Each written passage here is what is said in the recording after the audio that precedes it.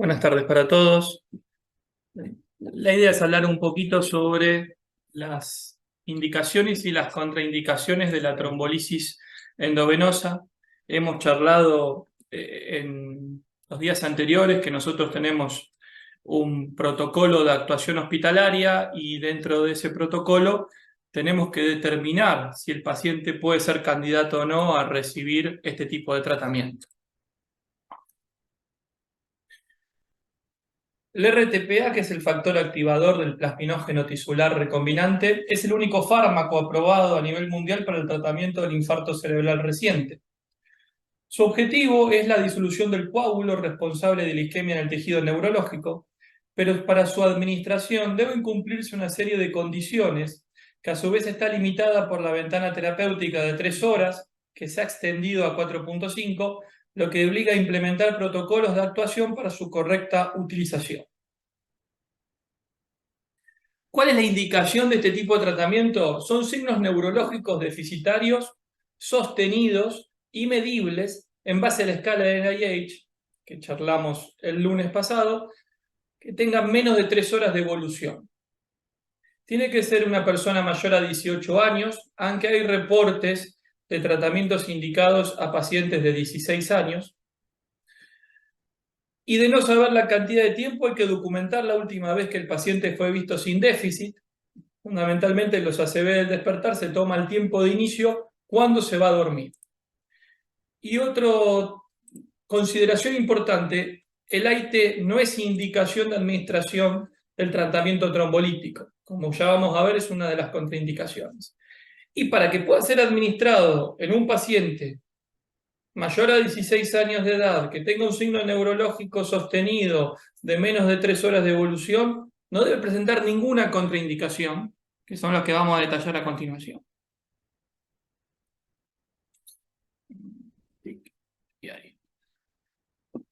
Las dividí aleatoriamente en base a las condiciones o a las características, porque son un montón y está bueno que las conozcamos. Desde el punto de vista hematológico, esto, lo que está con color tiene que ver, color verde, con las determinaciones de laboratorio. Todo el resto es interrogatorio, todo el resto es anamnesis. O sea, si el paciente se conoce o se sabe que tiene algún trastorno de la coagulación previo, si está bajo tratamiento con anticoagulantes orales, que para la indicación de 3 horas tiene que tener un ring menor de 1.7 para que pueda ser viable su uso, más allá del uso de los anticoagulantes orales clásicos. ¿Sí? Si está en tratamiento con algún tipo de anticoagulante que se denomina de acción directa, que son los nuevos, si la utilización de la heparina de bajo peso molecular en las últimas 24 horas, independientemente si es profilaxis de TBP o si es tratamiento anticoagulante, si se administró heparina no fraccionada dentro de las 48 horas previas con un valor de KPTT que exceda el límite superior normal, o si tiene un recuento de plaquetas inferior a 100 mililitros, a 100 mililitros, a 100.000 por mililitros. Dentro de lo neurológico, volvemos, esto es todo anamnesis, que tenga algún antecedente conocido y documentado de haber tenido un ACV hemorrágico previo o una hemorragia subaracnoidea. No importa cuánto tiempo pasó. Que se conozca que tenga una lesión intracraniana en el sistema nervioso central, puede ser tumoral, puede ser un aneurisma, haya tenido alguna cirugía intracraneal o espinal. Que tenga la evidencia, obviamente, de tener sangrado en el sistema nervioso central con la realización de la tomografía, por lo cual vamos a necesitar una tomografía y laboratorio para poder determinar la posibilidad de trombolítico. Lo de la cirugía intracelular e intraespinal decíamos que tiene que ser en los últimos 3 meses. Esto es algo importante, que el paciente tenga signos o síntomas de hemorragia subaracnoidea, aunque la tomografía es normal. O sea, si el paciente tiene signos meningios, fotofobia, rigidez de nuca y un severo dolor de cabeza sin tener otros signos deficitarios, puede ser la sospecha de ser una hemorragia subaracnoidea y estamos avalados a no indicarle tratamiento. Que haya tenido un ACV isquémico en los últimos 3 meses, que haya tenido un traumatismo de cráneo moderado grave los últimos 3 meses y que además tiene que tener un aspect, ¿sí?, menor a 8. Porque si es mayor a 8, perdón, mayor a 8. Si es menor a 8, no está avalado. ¿Qué es el aspect? El aspect es una escala cuantitativa de análisis topográfico de las 10 regiones circulatorias de la arteria cerebral media. ¿Sí? Nosotros se divide, como se ve acá en las imágenes, en 10 regiones. Tenemos la región del caudado, que es esta celeste, la cápsula interna, que es la verde, el núcleo lenticular, el rojo, y la corteza insular, violeta. Y después tenemos 3 áreas proximales de la arteria cerebral media y 3 áreas distales de la arteria cerebral media. El otro punto importante es que para valorar en la tomografía necesitamos estos 2 cortes. Un corte que pase a través de los ganglios de la base y otro corte que pase a través de la corona radiata. No necesitamos más cortes para tener esta determinación. Si alguna de estas áreas está hipodensa, o sea que está más oscura que el resto, se va restando un punto, ¿sí? Y lo máximo que se puede restar son 2 áreas adyacentes para que pueda ser viable. Por eso decimos que tiene que tener un aspect de 8 o más para que sea válido el uso de los trombolíticos. Siguiendo con las contraindicaciones, tenemos, desde el punto de vista cardiológico circulatorio, una hipertensión arterial grave no controlada, pese al tratamiento indicado, que ya vamos a charlar más detenidamente. Si el paciente tiene sospecha clínica de endocarditis bacteriana, pericarditis, disección del arco aórtico, aneurismas arteriales o malformaciones arteriovenosas en cualquier otra región del sistema, o haya recibido un masaje cardíaco externo traumático reciente en los últimos 10 días. Así son las guías internacionales, ¿sí? Son muchas cuestiones, pero bueno, esto también es importante para que el médico que está actuando con el paciente esté respaldado ante la decisión de no indicarle trombolítico. Con relación a las gastrointestinales, que tenga una enfermedad gastrointestinal ulcerativa en los últimos 3 meses, que esté documentada. Nosotros acá en nuestro centro tenemos la historia clínica digital, usémosla, leamos los antecedentes del paciente, ¿sí? A los colegas anotemos estos datos que son importantes. Si tiene la presencia de varices esofágicas, una enfermedad hepática grave, incluyendo pero no excluyendo el resto, o sea, insuficiencia hepática, cirrosis, hipertensión portal asociada o no asociada a varices esofágicas y una hepatitis activa. Y también una pancreatitis aguda. Estamos hablando de acá son pacientes que además del stroke tienen un cuadro clínico severo. Otras contraindicaciones en que haya estado en un parto en los últimos 14 días, que haya recibido en la última semana una punción de un vaso venoso o arterial que no sea comprimible. Puede ser un acceso venoso periférico central o, por ejemplo, una punción lumbar. Que tenga el antecedente de una neoplasia con riesgo de hemorragia aumentado, no riesgo, que tenga una neoplasia activa, sería el punto. La glucemia, si la glucemia es menor a 50 miligramos por ciento o 400 miligramos por ciento, también está contraindicado, porque si es menor podría estar haciendo el mimic stroke, y si es mayor de 400 estamos a un paciente con cetoacidosis y con un riesgo de vida más allá del stroke. Que sea un insuficiente renal crónico, porque nos ha pasado en nuestro centro con valores anormales de urea y creatinina, el pronóstico no es bueno si le administramos el trombolítico o si está con diálisis peritoneal. Si tiene una retinopatía hemorrágica, entonces el tratamiento puede llegar a empeorar ese cuadro previo, o una anemia grave. Hablamos de que la ventana, ¿sí?, se ha extendido 4.5 horas y en eso aparecieron otro tipo de contraindicaciones que no estaban en la ventana de las 3 horas. La más controversial es la edad, ¿sí? ¿Por qué excluimos a los pacientes que tienen más de 80 años? Porque no entraron en los trials, no entraron en ninguno de los estudios, pobrecito. Hay reportes de pacientes añosos, gerontes mayores de 80 años que han recibido el tratamiento trombolítico y no han tenido ningún tipo de complicación propias de la edad. ¿Sí? Si no tiene ninguna contraindicación de la que estuvimos planteando anteriormente, la edad no es una contraindicación absoluta. Lo mismo pasa con los antecedentes previos de stroke y diabetes.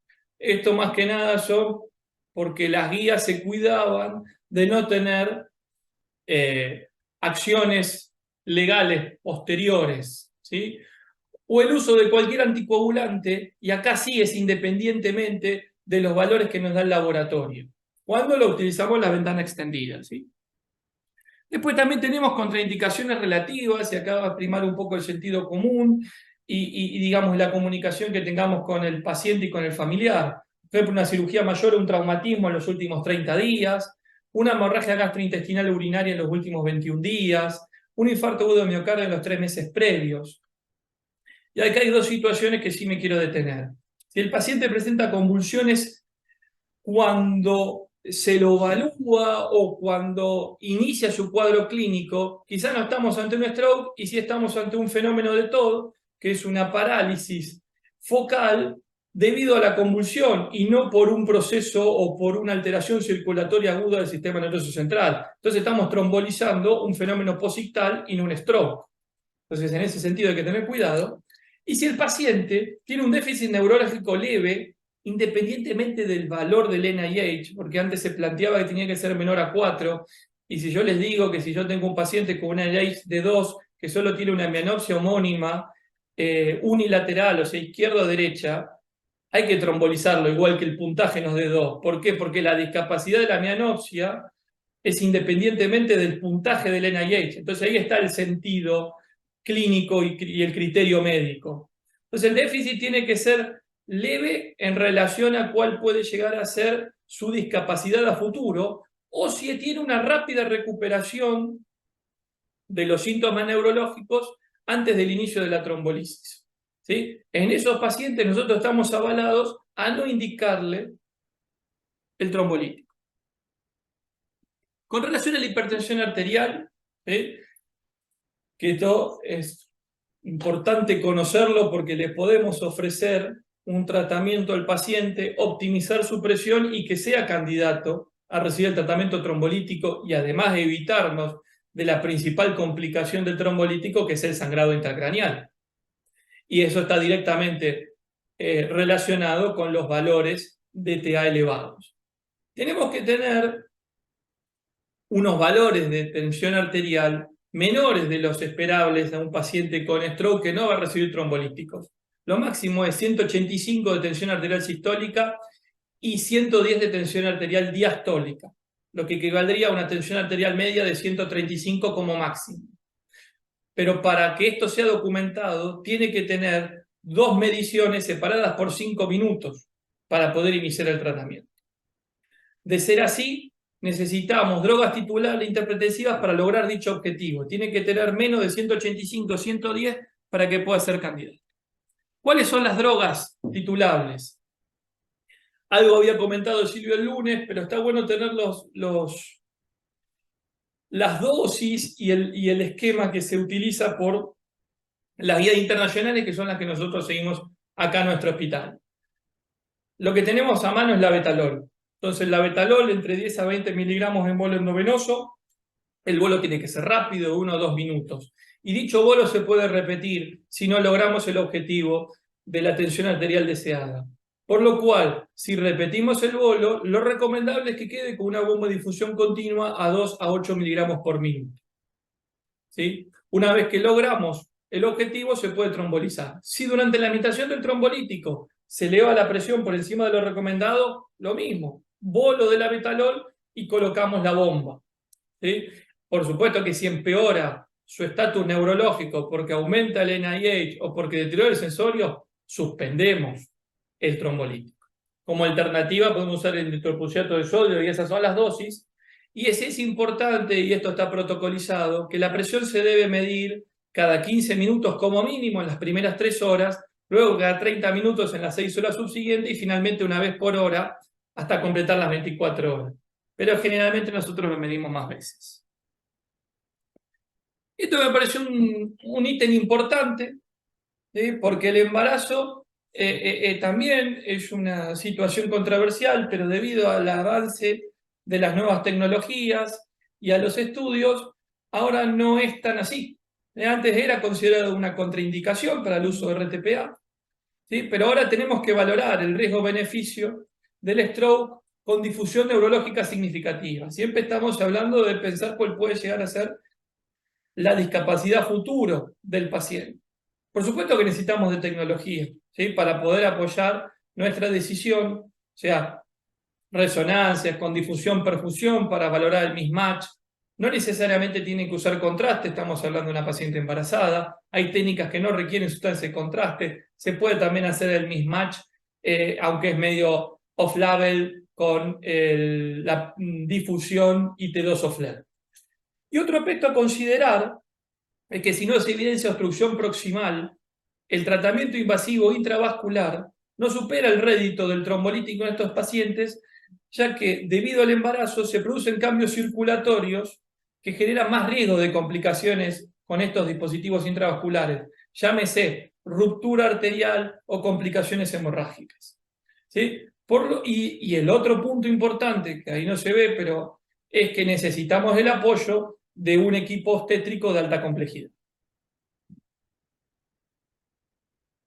Pueden encontrar las referencias, tenemos el consenso del accidente cerebrovascular de la Sociedad Argentina de Neurología, la guía de la Circulation, de la CLS, y después lo que tiene que ver con los estudios de que si la trombolisis endovenosa es segura en pacientes embarazadas, con el apoyo de distintas técnicas. Muchas gracias. ¿Quieres ver la película? Sí. Les quiero mostrar, nosotros en el protocolo de actuación de nuestro hospital hemos confeccionado esta planilla donde, amén de colocar los horarios y tener un registro de lo que tiene que ver con nuestros pacientes con stroke, al médico tratante le marcamos en rojo 3 circunstancias. O sea, si tuvo una cirugía en los últimos 30 días, si tuvo un ACV hemorrágico en cualquier momento de su vida, o si tuvo un ACV isquémico en los últimos 3 meses, y el otro, y si está usando anticoagulante, obviamente, cualquiera de esas 3 ya es una contraindicación absoluta, ¿sí? Y lo que nosotros logramos es que el médico tratante se sienta respaldado. Recuerden todas las otras contraindicaciones que yo les planteé. Mucho tiene que ver con la anamnesis. Anamnesis de patología hematológica, patología cardiológica, gastrointestinal y uso de fármacos. Eso es importante y eso es anamnesis. Eso se recaba interrogando familiar o paciente. Y después el apoyo de la tomografía y el laboratorio. ¿Sí? Ahora sí. Muy bien. Que sigamos.